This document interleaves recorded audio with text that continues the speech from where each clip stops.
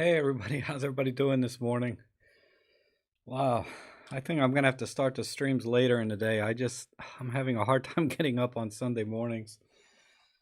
Oh, but I was working on a project last night for a client, and anyway, I finally got it right. Oh my goodness, how is everybody doing this morning? I hope everyone's doing well, and I appreciate your patience. Not complaining that I start late every stream. It's just my signature, I guess. Just plan on me being 5, 10 minutes late every time. I apologize for that.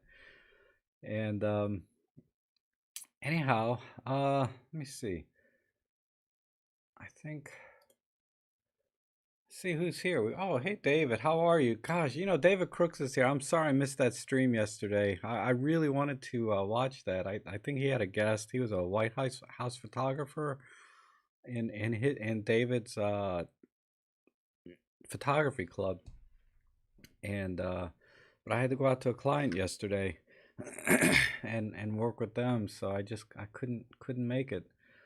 It's too bad you don't do it on YouTube because then I could stream it later. But I guess it's not appropriate for like streaming, right? Because it's a group chat. It's not really a streaming thing like I do. But anyhow, I did want to go to that. I'll try and make the next one.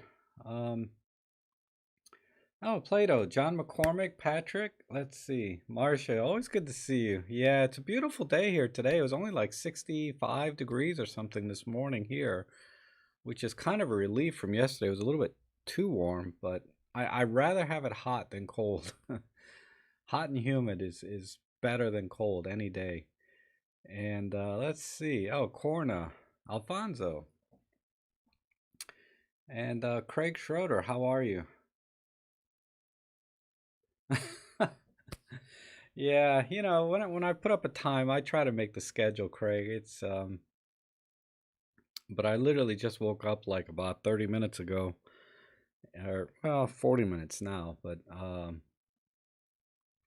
I could have used another couple hours. Oh, I'm sorry. Anyway, the stream today, I guess, as always, I take your questions on Olympus cameras and or workspace or anything photography related. I do my best. I've been shooting since 2012, which is not a long time compared to most of you, I know. But some of you, it doesn't matter who you are, but the Olympus cameras are pretty awkward to use if you've never used, Olympus before. The menu systems, and particularly if you've never used Micro Four Thirds, um, there's other things to consider there as well. But oh my God, Mike, thank you so much. Mike's so generous. He donates every week consistently, and I appreciate that. That helps me out a lot. Uh, the SpaceX is docking. Oh yeah, God, yeah, I missed that because I was at a client. Yes, I wanted to watch the SpaceX. I waited all day Thursday, right, for the SpaceX launch, and uh, and then they canceled it, and then they rescheduled it for Saturday, and I thought I could be back in time for it because I think it was like around 3:22 on Saturday, and but I caught the replay, so that was it. It was cool. I was so happy it took off and everything went smoothly. Um, yeah, yeah, David, it's a group chat, right?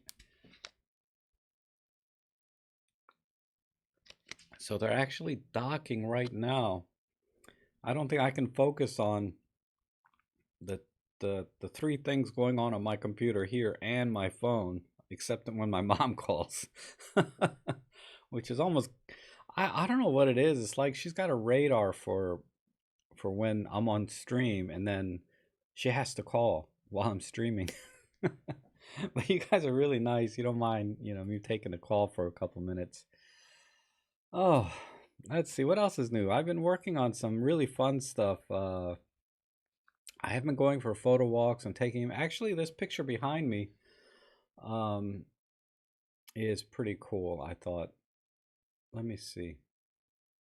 Where can I close my face? But yeah, this is five shots stitched or stacked back together. So I took five different pictures and at different angles and then just stacked them back together. And I did this image completely in Olympus workspace. So it did a good job, I thought, stacking the images back together. And it's hard to appreciate. You need to go to my Flickr account and look at it there so you can see the full res image. You know, just search for robtrek on Flickr, and you'll see it there. And I have a few other examples where they weren't as nice as this one, I don't think, but I was also able to stitch or do the composite in camera as well, which was really interesting. I'll have to practice that a little bit more because it'd be fun to see it in the field, right? Rather than have to take the pictures and come back and post processing. But I think I can achieve most of this effect in the field. So just with a little bit of practice, I'll get it. Because I didn't think it was something I could do in camera, but it seems like I can. Mike, my guy, you got 3 screens up too, huh?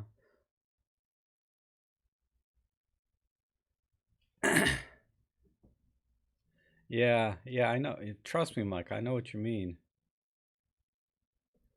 But that's okay. Watch the SpaceX, man. That's a lot more interesting than me. Uh, hey, Roman, how are you? Hi, Helen. Nice to have you in.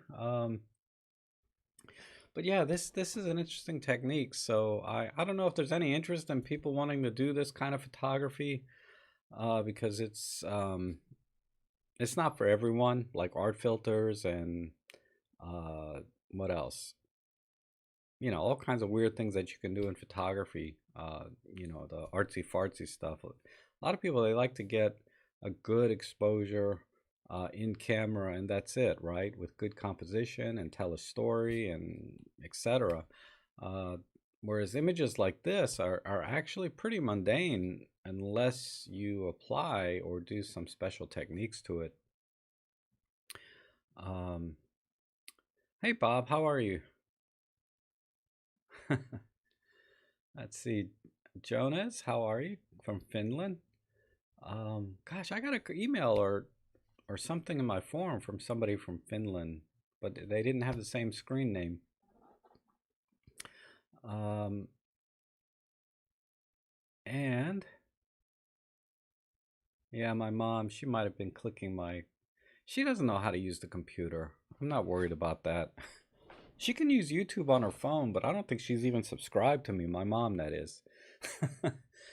uh, because she's never commented on the only thing she says about my YouTube, she thinks it's stupid, you know? Uh she thinks I'm wasting my time and it's a stupid thing, and I'm like, I just do it for fun, Mom. Come on. Uh you know, and I like to help people, and she just thinks it's a waste of time. That's the only thing she's ever said. Uh oh, Plato says, did I catch the Darren Miles video on once the I did see that. Darren Miles, he's a real estate photographer in Florida, Naples, Florida, right? I've been watching his channel a very long time. And he used to do a lot more reviews on Micro Four Thirds lenses and cameras, particularly the lenses, and did an excellent job, I thought, and still does when he comes. Like, he has his own little rating system, and so if you haven't seen Darren Miles' channel and you're thinking about a particular Micro Four Thirds lens, I'm pretty sure he'll have it on review. Um, and you know, the thing with Micro Four Third lenses, you know, whether it's Olympus or Panasonic, that they're all really excellent lenses. It's hard to find a bad lens in the system. So, in my mind, you know, I any lens that I buy for Olympus or you know now will be I have no concerns about the image quality, the sharpness, and anything about the lens. They've always been excellent. Even the $30 body cap lens I bought, I paid, well, 30, 35 I paid. It's a 15 millimeter body cap. Even that lens is for the price amazing, right? Um, yeah, it's a little soft, but it's a really good filter, or it's a really good lens to use with art filters and stuff. But to answer Plato a little more, I I agree with him that Olympus did miss an opportunity with the Pen F to really make a statement, but I disagree in the sense that it's not going to save Olympus, or I mean, save is the wrong word. It's not going to, I don't think, improve their overall sales by having a Pen F2 and adding the features that he had recommended, like dual card slot, weather sealing, um, trying to make it a pro grade camera like an X Pro 3 or something is not going to happen. It's just not that kind of camera. Um, the improvements that I'd like to see if they come out with a Pen F2 is really in the creative dial and some of the features that we can use. Like right now we have a color wheel built into the Pen F, but it only controls saturation. I'd like to see one that controls luminance and hue as well. I'd also like to see uh, the a mic jack because I vlog. But if you don't care about that, um, then the the guts of the M5 Mark III crammed into that, right? And they could easily do it because they're about the same size camera. Have the excellent image stabilization, the high res handheld high res shot. That's not in the M5 Mark III, but a handheld high res shot with the better stabilization and the better focusing, because that's the worst focusing camera of all the cameras I own uh, in the Olympus lineup. Anyway, of all the Olympuses, that's the worst one, and not by a lot, just by a little, right? But it's noticeable. So that's where, in my opinion, if they come out with a Pen F2, it needs to be in the software side, so you can do more things in camera creatively, and then give it the better focusing system uh, and a mic jack, and that's all it really needs. The weather sealing, the dual card slots, that's really putting it into a market that I think doesn't really apply to the Pen F. Maybe the weather sealing, but that would jack the price up probably $200-300 more. The only criticism I have of the Pen F design, and it's not really a criticism, but is they touted that it's no visible screws in the camera, uh and I'm like, what's wrong with little screws? I mean, nobody looks at the bottom of a camera. That's where most of the screws are.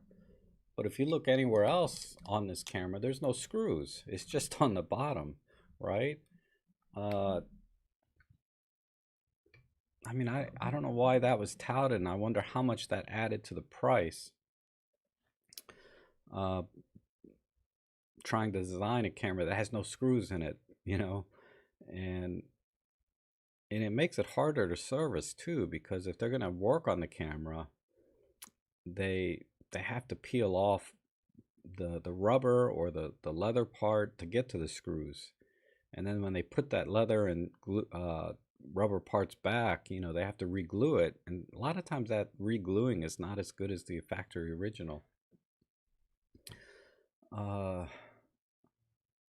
Yeah, I get that, Michael. If you're a street shooter, you want weather sealing.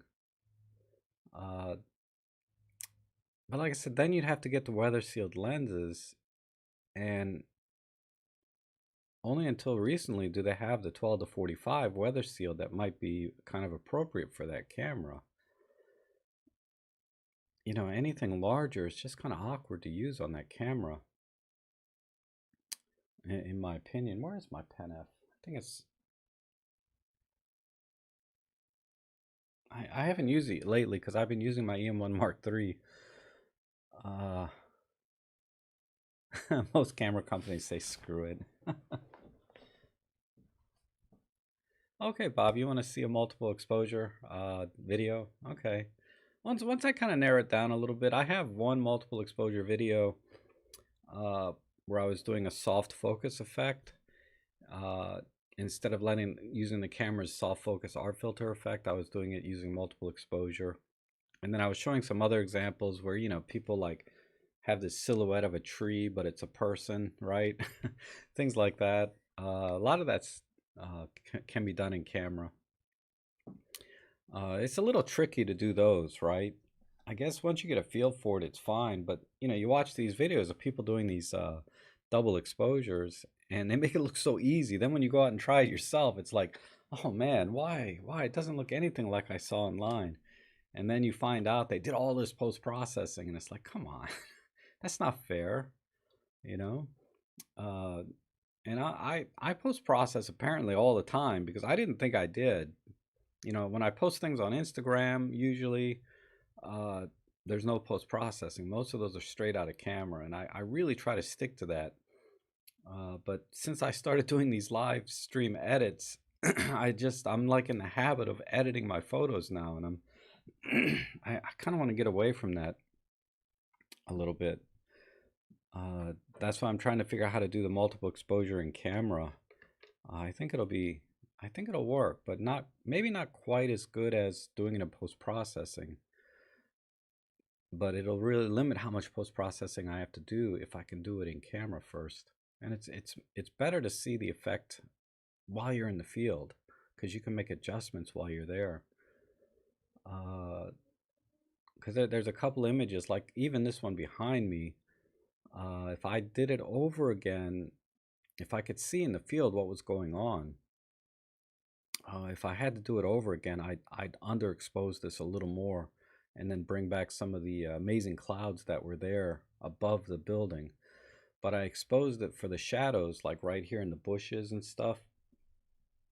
Uh, and then I crushed them back down in post processing, but I could not get the sky and the bushes exposed to the same, or exposed, to complement each other well enough. I had to pick my battle, so I said, okay, screw the sky. I'm just gonna go with the building and the water down here and stuff. Because the sun was kind of behind this. It was late in the evening, around 7:30, and yeah, if I had to do it again, I would underexpose this, or I would expose for the sky, and then as you're stacking the images back together, everything brightens up anyway. But then I'd still be able to recover the sky. The way it is now, after I stack the images, I couldn't save the sky. Uh, I mean, maybe I can if I go back and I'd have to brush out and layer things differently. But then we're getting into the whole post processing part where, I just don't want to do all that work on a single image. If I was doing it professionally, right? Maybe, right? You'd want to do all that kind of stuff. But I'm just doing it for fun. And, I'm not going to kill myself to get everything perfect in an image when I'm in post processing. It's not worth, hours of editing. But there are people that do it for a living. They do these kind of composites and things. And they do spend hours and hours, if not days, editing a photo to get it just right so that they can have it for sale for print or for whatever, right? They're doing it for money. Then it makes perfect sense, right? But it still helps to have it exactly done as well as you can in camera before you bring it into post processing. And every photo walk I go on to, and this image behind me is one of the first images I actually went out with the intent to do a multiple exposure. And like I said, I learn things every time I go out. Like I need to underexpose it more, um, for the sake of recovering highlights. Because if you look at a single image, I can recover the highlights in a single image and bring up the shadows and get a decently exposed image out of one shot. When I start stacking things, uh, without doing a ton of editing, I start losing the highlights. So After maybe another week or so, when I get some more practice with this and get the images, I think I can do a tutorial on it, or a photo walk on it or something, where it's a teachable thing, right? It makes sense because a lot of the things I do are just my thought process while I'm in the field, and then I come back and I try it, then I go out and I try another thing, and it's not something I can teach because my thoughts are all scattered and try this, try that. You know how it is, right? You play with all the buttons and dials, and uh, you don't always remember what you did exactly to get that image. You expose to the left. Yeah. Um, yeah, it definitely helps with exposing is definitely help with this image here, right? Uh, but I can't expose too much to the left because then I get too much noise in the shadows, and I want those too. And even though I'm stacking them, and it does reduce some of the noise a little bit, it'd still be a bit too much. I don't want to lose the detail. Anyway, like I said, I got to practice a little bit, and then I'll find that balance where exposing for with the intent to multiple expose or composite these images makes sense. So we'll see.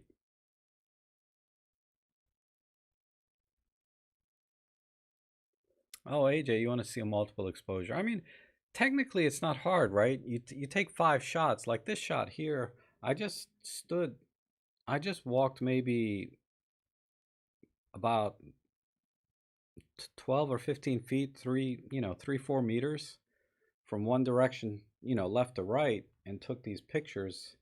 Took like five or six pictures of this building. And then I came back in Olympus Workspace and just did a composite. It has that feature under Tools, and it stacked the images together. And then I just, edit it like I do any other picture to bring the colors in and the details. Um, so it's actually quite easy to do technically, but it's like I said, it's if I go out with the intent to do a multiple exposure, I think I can get better results than this. Like I was saying, bring the skies in and things.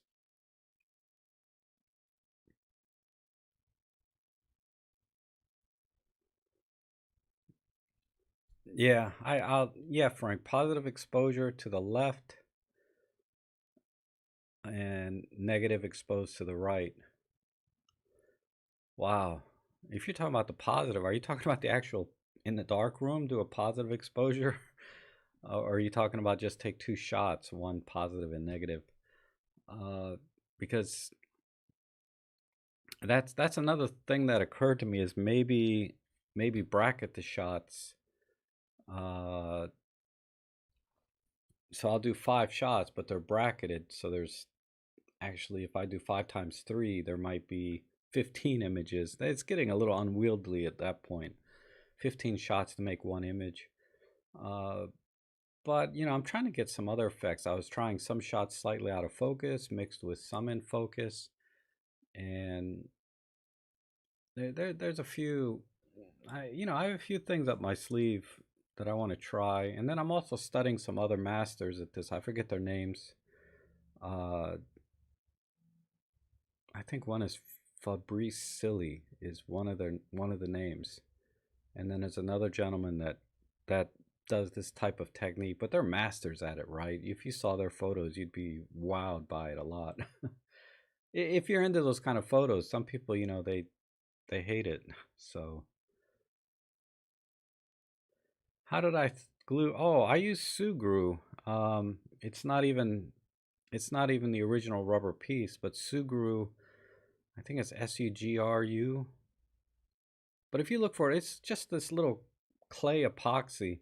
So it's like a clay, and when you can shape it to whatever you want, and I shaped it kind of into the size of a thumb grip. So it's actually a bigger thumb grip now on my Pen F than before. And uh, and then it dries, but it's not rock solid hard when it dries. It's still a little bit soft. It's very like a rubberized feeling to it. Let me see if I can. Let me grab my pen F and I'll show you. It's right behind me. But yeah, this is. You can see I put ridges in it, but I made it a little bit thicker than. See if I can get a light on it. But I made a thicker thing, a thicker thumb grip on my pen F. But Sugru, yeah, it really worked well. So if your rubber grip has come off, all you have to do is put this on top.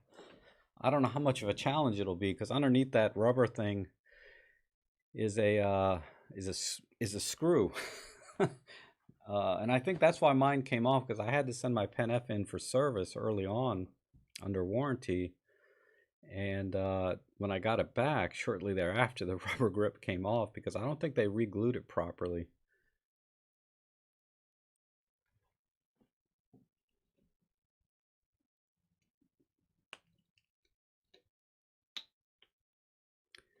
It has to do with the silver highlight while processing. Okay. Yeah, because there's so many ways to process film. You know, that's why I just don't do it anymore. You can, if I remember, it's like how long do you leave it in the tub or the developer? You know, there's different chemicals, and then when you get it into the dark room, you can dodge and burn with the enlarger, and you know, if it's black and white. If it's color, yeah, good luck with that. I don't think you can dodge and burn with color photos because the process is you'd have to do it in complete darkness as far as I know. I don't know if they've overcome that since I did it back in college. But that was so long ago. So I just buy whatever the C41 film and take it to the local 1 hour photo place. There's still one left. I hope it's still open after this world crisis thing happening. I hope they survive the last, because I think they may have been allowed to reopen as of Friday or Saturday, to on a limited basis. But yeah, I hope they're still around.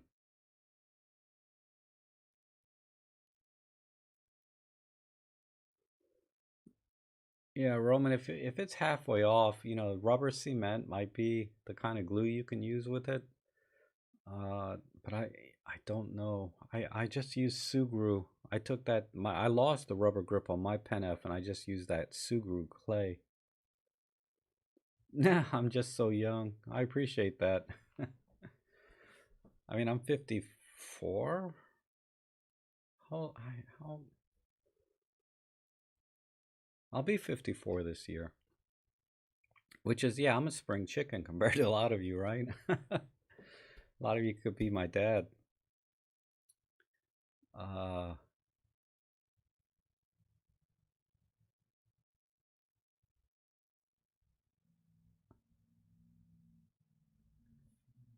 did somebody say my fly is open? No, it's not. So it must be, it must be something that happens a lot, right? If you guys know what I'm talking about. Uh, you can take it to an automobile repair shop. They'll have a strong adhesive needed. Yes, they do sell some really strong adhesives at the auto parts store, you know, epoxies and things. Some of them where you mix two things together. Oof, I couldn't do that. You know, they might never be able to get to the screw if it ever has to be serviced. Yeah, 75. Yeah. Yep, definitely old enough to be my dad. Uh but yeah, Roman, they sell epoxies at auto parts stores. I know, Frank. My dad, he just passed away last year. That was really hard. But they're gonna have his funeral at the Arlington Cemetery next month. Some, yeah, he's a veteran, etc. But yeah, John, my goodness, you're turning 75. Wow. I shouldn't have mentioned my dad. I get all upset. Mm. Anyhow, Bambino Trek. What is Bambino? I have to look that up. I have no idea what that is. Bambino. My vocabulary is not very good. I need to improve. I'm a child. Okay. So that's what Bambino means. I had no idea.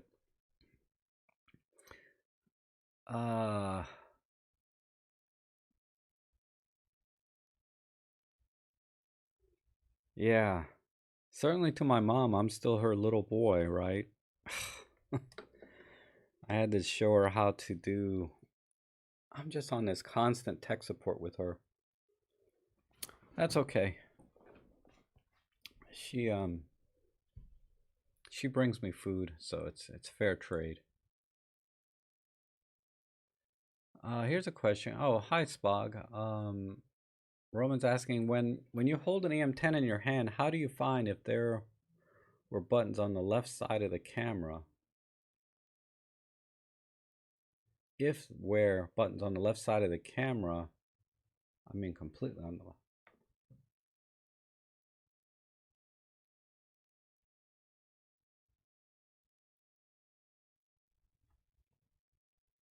I don't know what you mean by the EM10.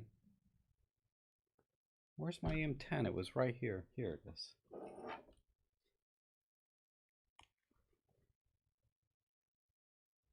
How do you hold the EM10 in your hand?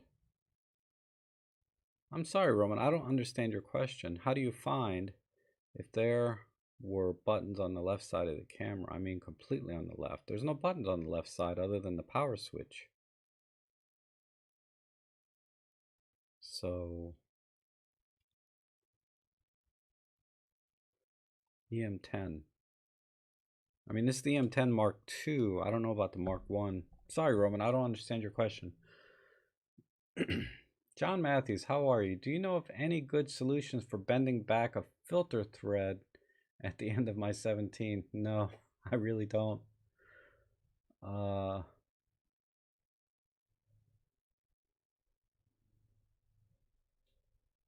yeah, John, I'm sorry, I missed that. You said you're turning 75 tomorrow. Wow. Happy birthday. That's awesome.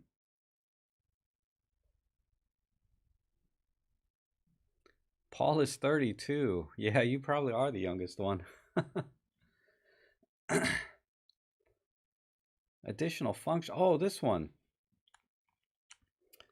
Well, normally if you're not holding something else in your left hand, you hold the camera like this, but then I just push. I rarely use the function 3 button personally.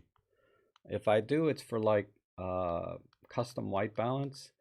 So I'll need to have like a white card or something on my left hand anyway, so then it doesn't matter that it's up here because my hand is off the camera. But if I'm holding the camera, I rarely use the function 3 button for anything that requires something in the image, so to speak. Like a digital teleconverter, HDR effect, or something where I want to hold the camera and frame it. This is a button I'll program for typically custom white balance. Or I might do it for like a lens, yeah, just custom white balance. I'm thinking of my other camera.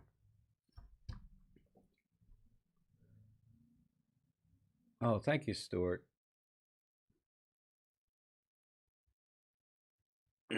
Yeah, I know, Stuart. I can't, I gotta prep for that mentally.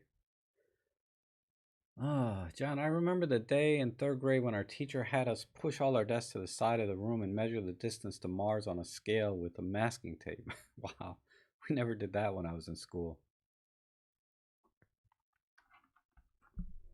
Life goes faster and faster, so true.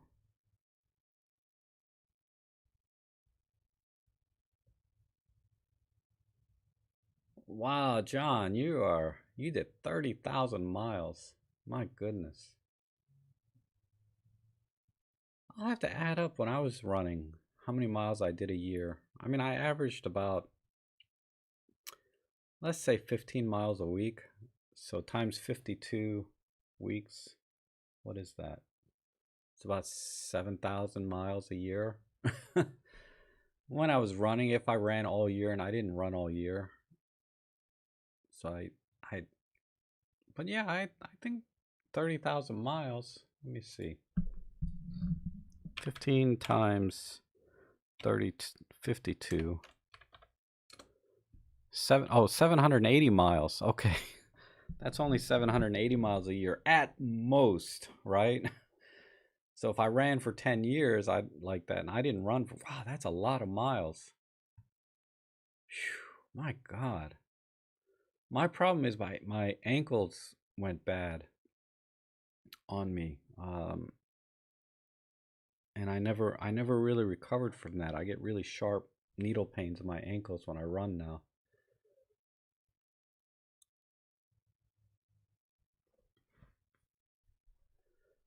I'm old enough, Lauren says I'm old enough to remember, old enough to witness the landing on the moon and the greater event of the Beatles landing in the USA. Wow.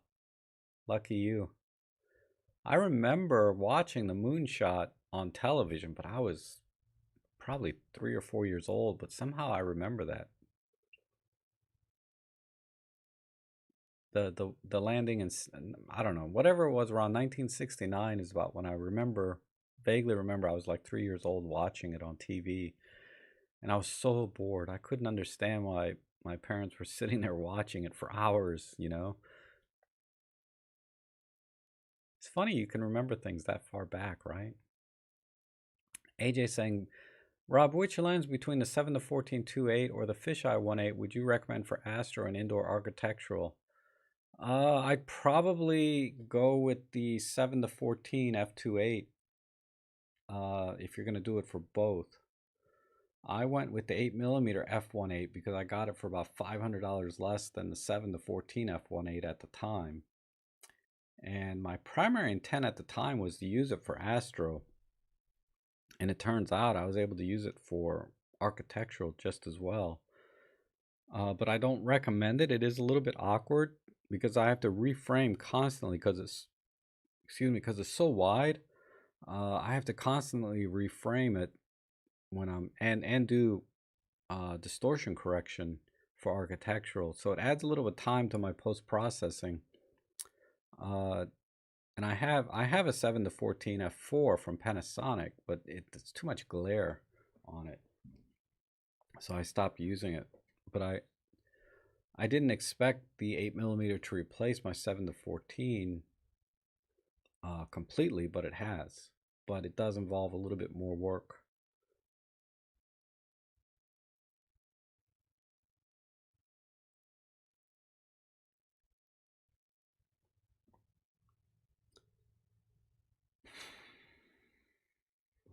Lauren says, wow, you were 12 when the moon launch came. Craig Schroeder says, sorry to confuse you. One astronaut left a zipper open on his suit. Oh, okay. I wasn't sure because I had to get up to go get my pen F and maybe my fly was open. John says, averaging 1,000 miles per year for 40 years, and you can get to your goal. My knees and back are still good. Yeah, that's awesome. Some people just have the I don't know. It probably has a lot to do with training, right? Like to run properly with correct posture and form, you reduce the amount of stress on your joints, and you do it properly. I don't know. Just I just tip out the front door and go running. One time I fell down, cracked my ribs. My brother-in-law couldn't understand, how do you crack your ribs from running?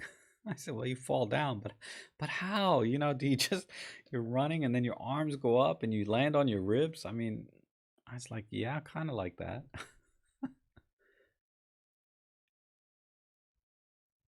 Ian L says, hello, Rob. Always follow your videos here in Scotland. Thank you. I enjoy it very much. A question. I do not manage to take a sharp image of the moon with the 7300. What am I doing wrong? Well, it can be a couple of things. Most likely, your shutter speed's not fast enough is the most likely reason. That's where I'd go first. So make sure your shutter speed is at like 1/400th of a second or 1/800th of a second, something fast. And then adjust your ISO and everything accordingly. And you probably saw that video I did on moon photography. So if you're following everything there and your image is still not sharp, what you can do is just email me an example of a couple of shots of your moon with all the EXIF data attached, so I can kind of look at it and see where the issue might be. If you can email the actual raw image, that would be best. But that might be that would be the best way. But I would imagine it's your shutter speed or your ISO is too high, because when the ISO is too high for the on a moon, you're not going to see much detail, particularly with that 75 to 300 lens, because that lens is a little bit soft to begin with, and shooting at high ISO just exacerbates that problem. To really get a really good shot of the moon, like you see, where you can see all the craters in detail, honestly, it takes 30 to 40 images stacked back together in post-processing. And if you go to my Flickr page, you'll see a picture of a moon that I did where I did something like that, and it it came out really well, I think. But it's the kind of thing you do one time, because it's so much, at least for me, it's so much work to get a good image of the moon. I only did it really once, where I stacked 30, 40 images together. And I says, okay, I'm done. That's just too much work, and there's so many pictures of the moon out. If I really want to see the moon, I'll just look at someone else's. But I did get the satisfaction of doing it myself once. But after that, I was done. Hi, Rob. Would love to see you do a collaboration with Casey. I think it would be quite fun. Yeah, we're very different people, aren't we? I mean, he's I don't know how good he would be live though as a guest. I mean, doing a collaboration, he's not really a photographer guy. And by collaboration, I mean like we both do different projects and then post our results back together, kind of like I did with Noe back last year.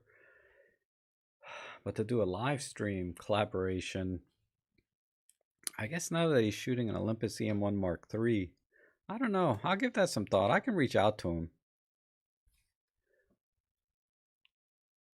But I've only seen him do one or two collaborations, like with Gerald Undone, but I think they live down the street from each other. And then somehow he did one with Matt Granger. But I haven't seen him do it with anyone else. And those were...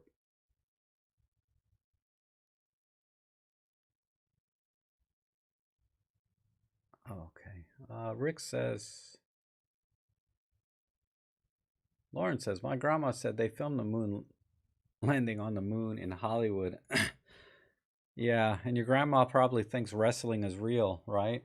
or she did, if she's still alive. Are you aware of a problem with the EM5 Mark III setting the toggle to video and losing the ability to use the function to turn on peaking when toggled? No. I don't use peaking much anymore. I used it a lot when I used to adapt lenses, so I haven't run across that. Setting the toggle. So I assume you mean that the switch here, right? When you mean toggle between video.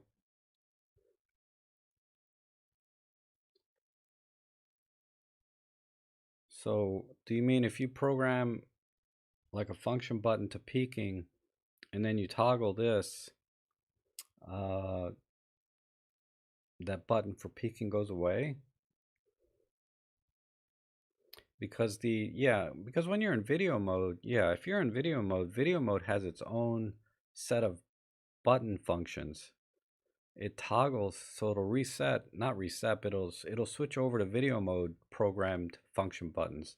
Because if you go in the movie menu on the camera, there's a button menu where you can program the buttons for different things, which are different from the buttons when you're in a photo mode. So that makes sense. I wouldn't call that a problem. So if there's a different kind of problem, I'm not sure.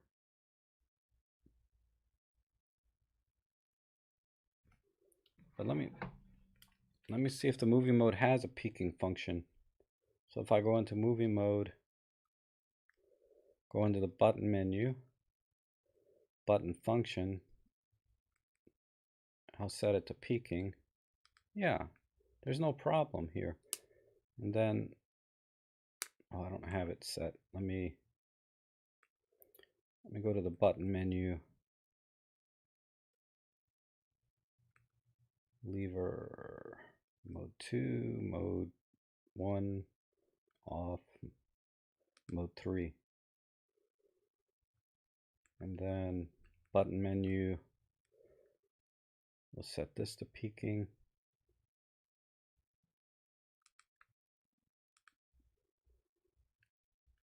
Okay, and then I flip to movie mode. Yeah, it still works. But yeah, I think the movie menu has its own button menu, and that's all you have to do is program it in the movie menu buttons.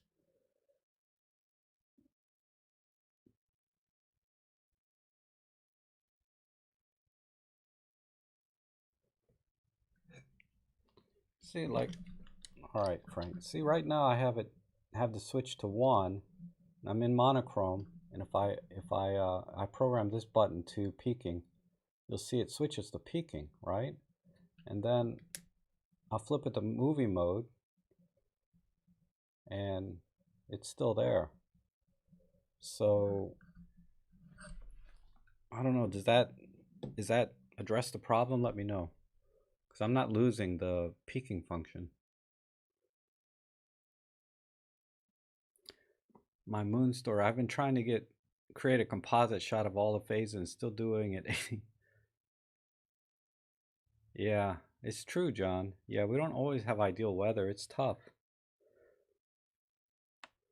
I mean, I'm gonna have more ideal weather now that the summer is here, but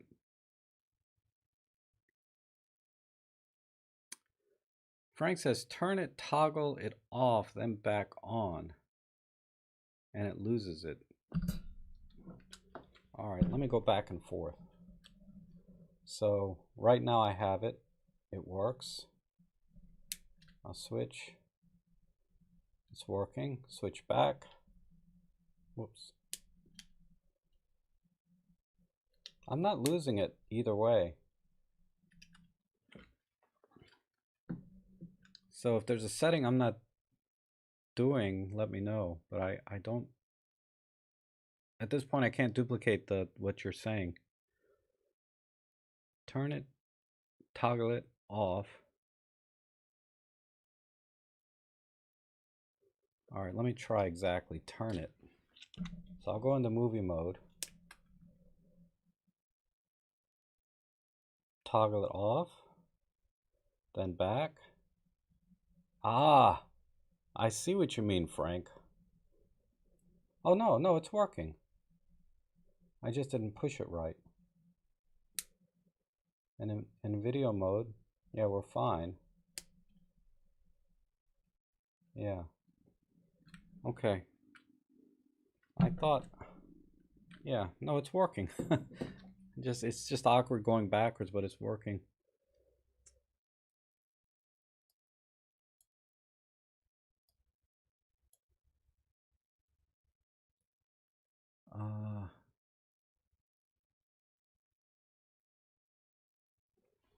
Okay, I had set it with the preview button and I lose it. So the preview button is what? This the front one, right? So let me program it to the front one. Button function, preview. Where's peaking? There it is, peaking. And then in movie, okay, that was photo mode. Then in movie mode, button function, preview button.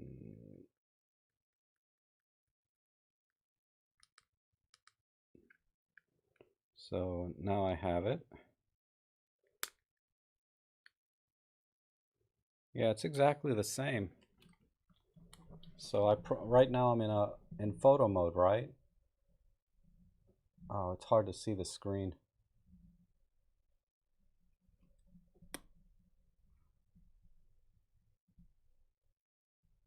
But it's working. And then if I go to movie mode, yeah, it's perfectly fine. So it doesn't matter which button.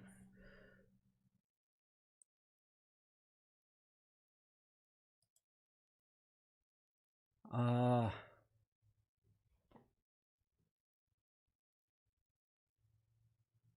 FYI, on Aurora HDR 2018, Skylum Software is offering Aurora HDR 2018 free for a limited time. Okay.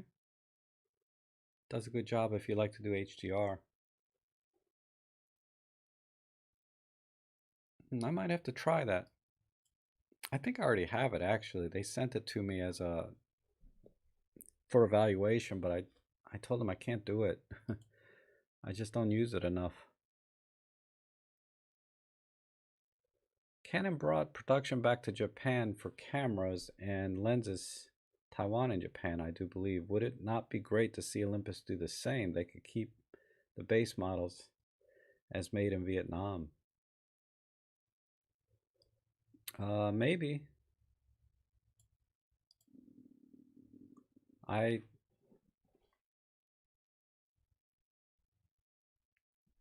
I don't know if they have the budget to do that though. I mean, that move from China to Vietnam was a huge expense, right? I can't remember what the corporate statement said, but that made a huge contribution to their losses uh, for that year, 2018 or whatever it was. To move it back to Japan, I don't think they would survive that.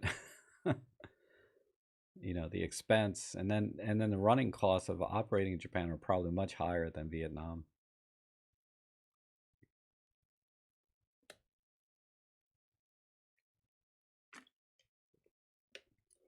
All right.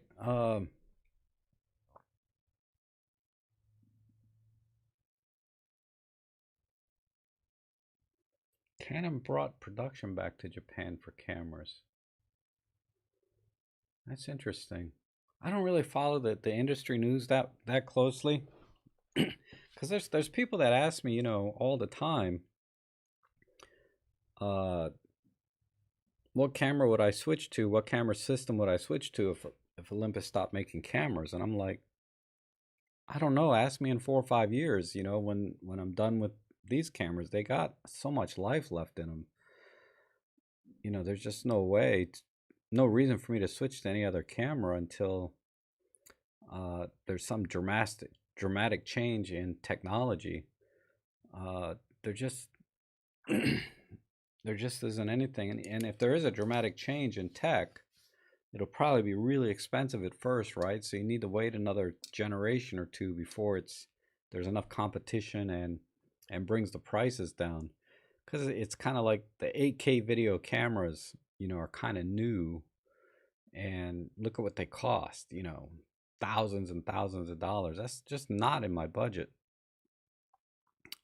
Anyway, and you know, God, I'm not a movie producer or, you know, I don't make movies, so I don't know why I would need that kind of resolution, or, and I'll never have that kind of budget. God knows. I'd rather buy a. Anyway, right now I wish I was Jay Leno, like had Leno's money, because then I would be just like him. I would have like 200 cars in my garage.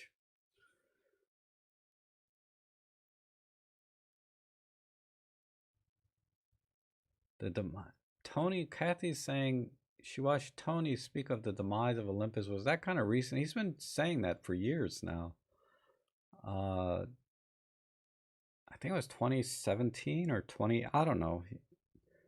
he had some video about the death of Micro Four Thirds a couple of years ago. But yeah, I'm like you. I love my Olympus system, and unless I drop them and bust them up, I'd probably buy another used one, so I could go probably the rest of my life without buying any other system. I mean, that's not realistic, but in theory, I could.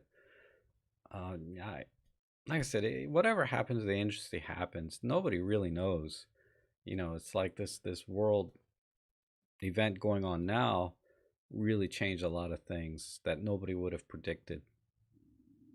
So, as far as camera goes, I'm good for the next 4 or 5 years, if not indefinitely, uh, with Olympus. But regardless of what happens to Olympus or any camera system, like people are talking about Nikon going out of business, or Canon or whatever. It's like this going out of business thing is like this constant uh, rumor that really has no basis or foundation, other than people saying, "Oh, they're losing money." It's like, well, yeah, companies can lose money forever and still do what they're doing. I don't know how.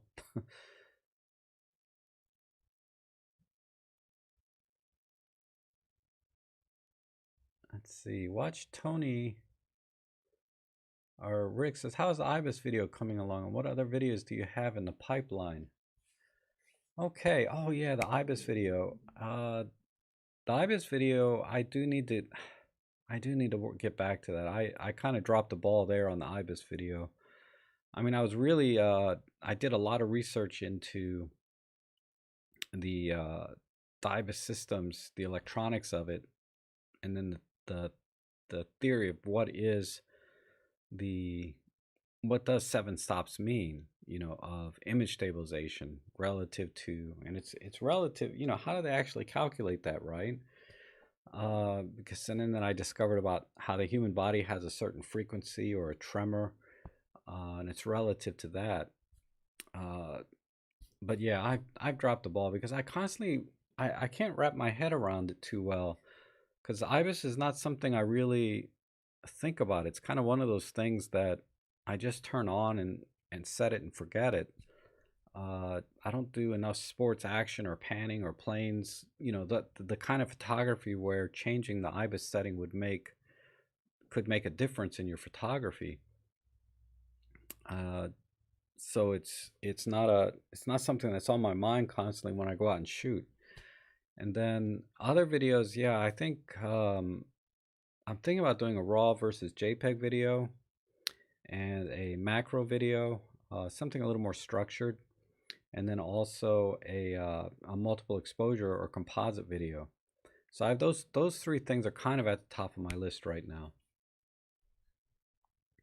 If I can get around to it, when I get these other projects, they, like this past week, I was with a client twice on 2 different occasions, and then the other couple days I was doing some photo walks, and then the other couple days I was trying to get my Jeep running back to normal, or doing some maintenance on it, because at Sunday was a lot of rust that accumulated on the bottom, so I was spray painting and scrubbing. So this week I've been kind of preoccupied with other things.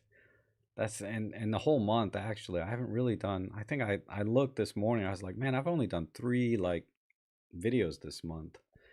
Uh, because the amount of work that goes into a video is just it's a lot of work. I mean, like just doing it's 8 to 12 hours to produce a 10 or 15-minute video, and if it's a longer video, multiply that out. And it's just hard to find 8-12 hours in a week.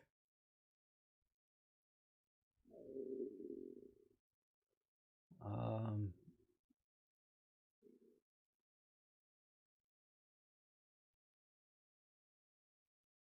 Kathy says, yes, yesterday's video. Oh, I didn't see anything from yesterday, Kathy, about the demise of Olympus.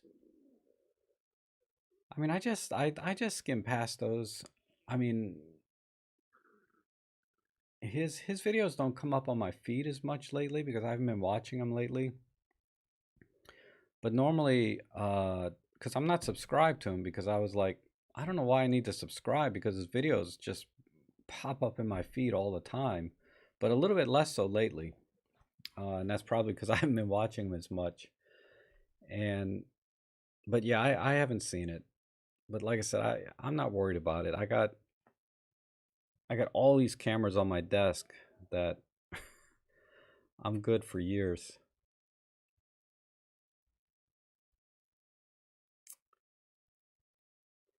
The Fujifilm X-E3 and the 23 lens for $749 is enticing, but is Fujifilm continuing as a premium quality, or are they going cheaper with a move to the Philippines lenses?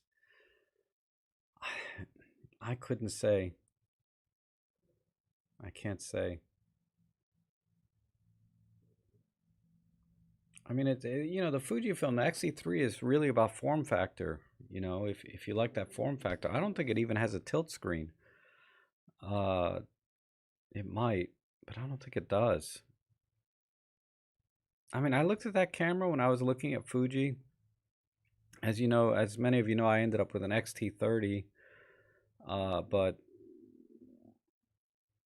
yeah, the XE3 was tempting because it's small. But the problem with Fuji I have is just the lens. The lenses aren't, you know, none of them have IBIS. When I took my Fuji out this week, it was either this week or last week, and did a photo walk with it, I was so disappointed in the results. Because I was taking shots at 1/20th of a second, 1/30th of a second, as I do all the time when it's low light, and they were blurry. There was, you know, because of the lack of image stabilization. And the lens, the built-in lens image stabilization just doesn't cut it for what I'm used to with the Olympus cameras. Uh, so I was really disappointed in all the pictures I took. And then, you know, because when you start taking pictures on a photo walk and you look at them, you're like, then you lose that inspiration. Like it's like, oh my God, these pictures are terrible. I should show you the crap pictures I took that day when you're not inspired. Uh, they were awful. And then I went back out with my Olympus, and they were a little better. But I didn't have any problems with focus and image stabilization. Right, they were all nice and sharp.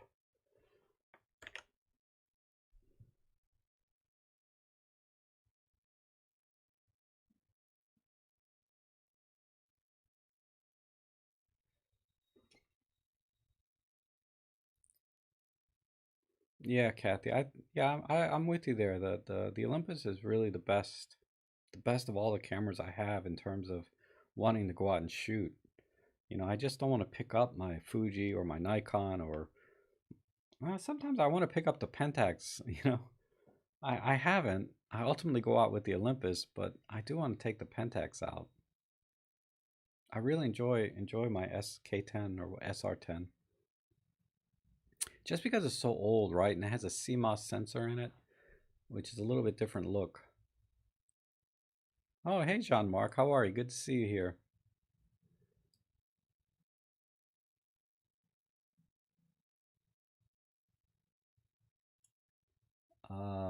Let's see. M43 is great. Ignore the YouTubers who say, yeah. Just enjoy. You hit the nail on the head there.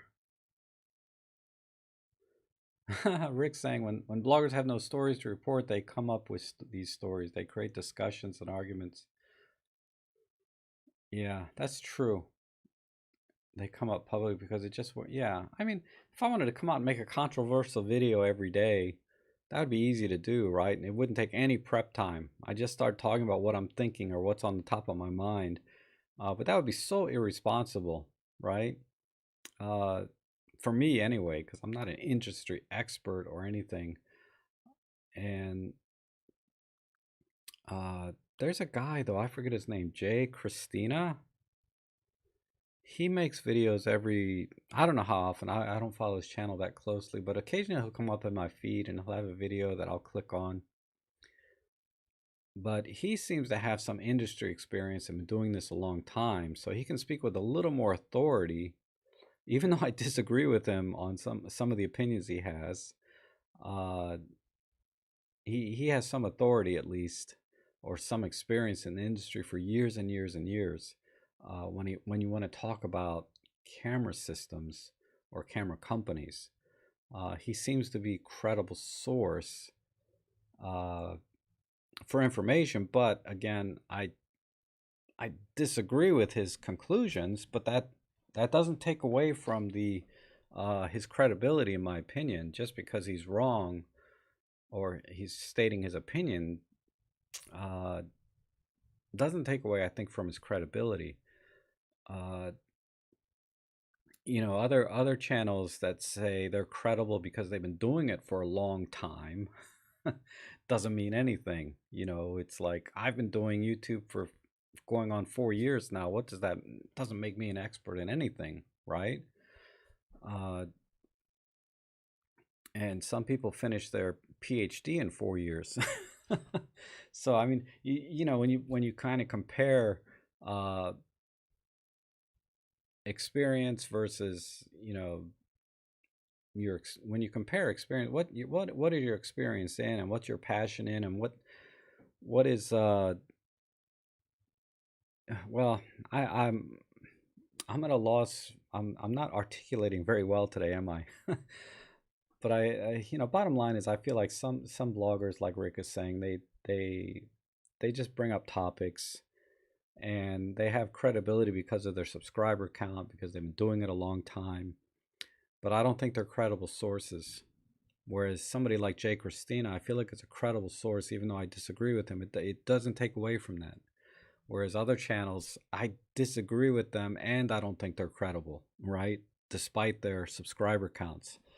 Uh, so that's just how I feel about that.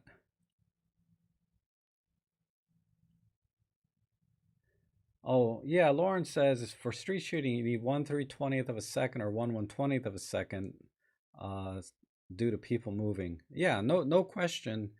If you wanna freeze the motion of the people moving, you do want to use a faster shutter speed, obviously so. But I was shooting static images of not landscape, but architecture and trees and things that it didn't really matter. And if there were people in a shot moving, uh, it didn't matter, um, because my focus was more on the architecture.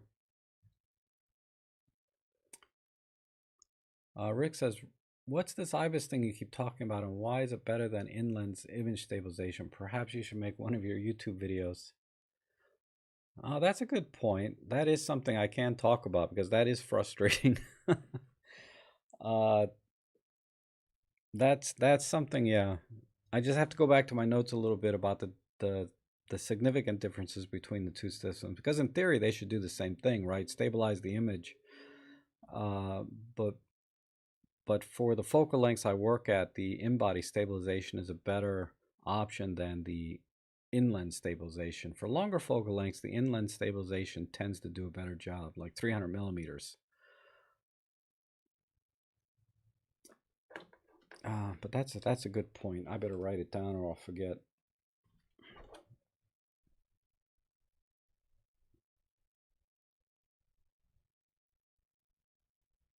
Everybody has such good ideas on videos.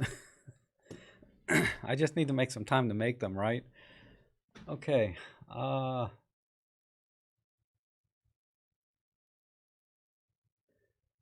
John's asking if I'm able to go out birding with the 75 to 300. I can, yes.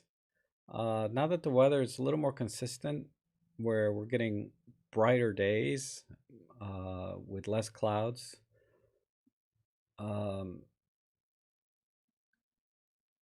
yeah, I will definitely make some effort to do that. I found that Alexandria seems to be a really good place to go birding, because the last 3 4 photo walks I went on in Alexandria, there's lots of birds, but I had my kit lens on. And I was going kind of late at night, so it was a little too dark to capture them. I'm trying to see here.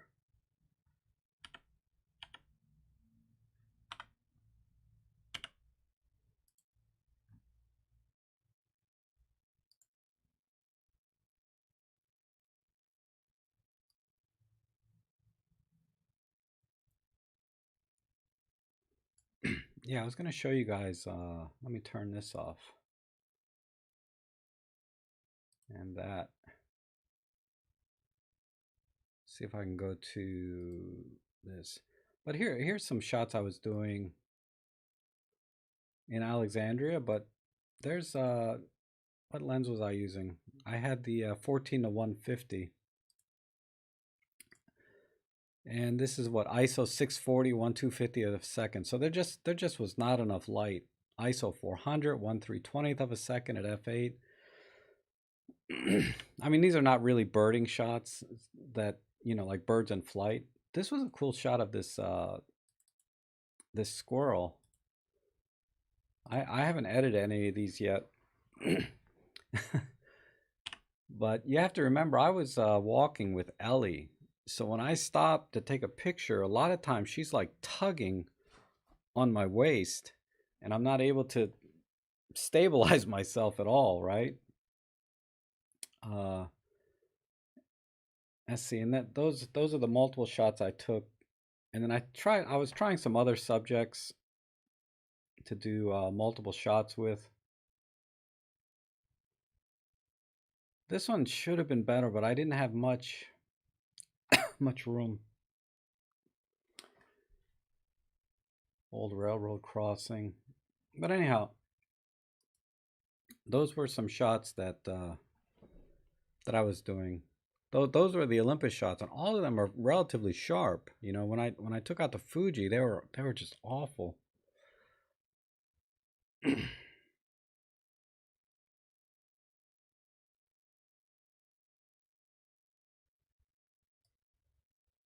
Yeah, you're right, Kathy. She gets questions about noise with the Ollie, and the answer is, you know, properly expose and stop pixel peeping. That about sums it up. Just go out and enjoy photography. Olympus is about going out with your camera, right? I forget their slogan or slogan. What is their slogan? It's something to do with getting out and shooting, right? Which is true.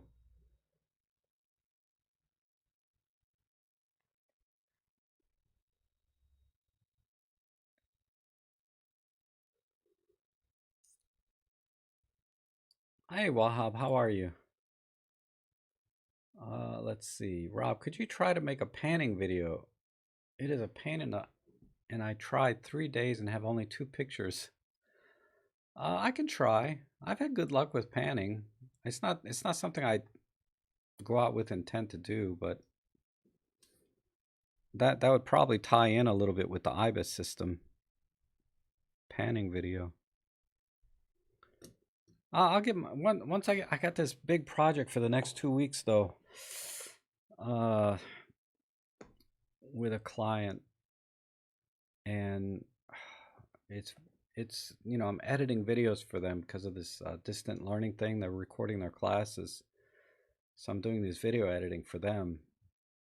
But we'll see.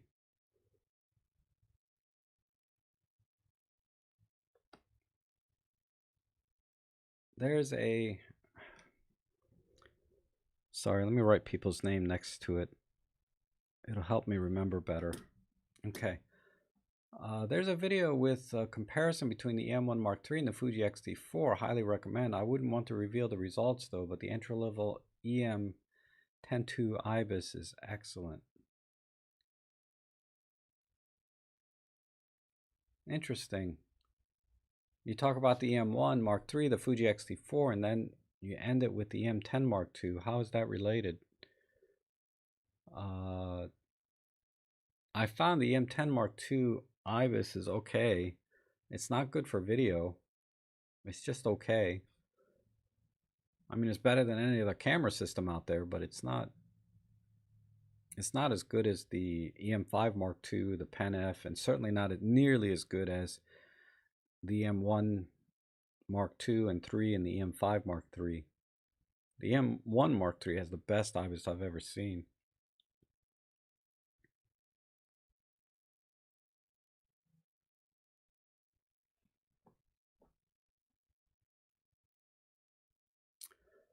Wahab says the problem with using IBIS while shooting a live subjects, people is the subjects aren't usually stationary and one has to keep the shutter speed fast enough. Yeah, definitely. Oh, wow, it's almost 11:30. I need to wrap this one up. Let me just finish these quick last comments. John Leach says, is 300 f4 really worth the K2 price tag? Just how much better is it than the 100 to 400? I can't answer that, unfortunately. The pictures I've seen from the 100 to 400 were pretty amazing, and the same can be said for the 300 f4 Pro, but I can't tell you side by side. I've only seen them in their own environments, and the images I've seen from both are excellent. Definitely superior to the Olympus 75 to 300 in my opinion. Oh, my clients are back. Yeah, it's kind of a new thing because of the lockdown. You know, it's a private school, so the work just kind of came up. I mean, they have other work I do, but this one is relatively new. And they're talking about setting up an entire LMS system. It's a big project. It might go through the end of the year. Any tips on how to shoot 4K 960p like a pro? Any camera suggestions, by the way? Big fan. Oh, thank you, Miss Solitude. I assume you mean 4K at 60. I don't think any of the Olympus cameras do 4K 60. And if you don't care what camera it is, if it's a camera capable of doing 4K 60, I don't have any tips other than you need a very powerful computer to process that kind of video. Let me tell you, you're going to spend 2-3 hours for every hour of video minimum in just processing. So if you have, say, a 30-minute 4K 60 video, you're going to spend half a day just processing it. Not even talking about actual editing and cutting, but okay, I have to go. I'm going to start my live stream photo editing session where I just edit your photos in Olympus Workspace in about 5 minutes. So thanks again for everybody joining today, and I'll be back on Thursday at 3 o'clock Eastern Daylight Savings Time. So thanks again for coming in, and we'll see you again.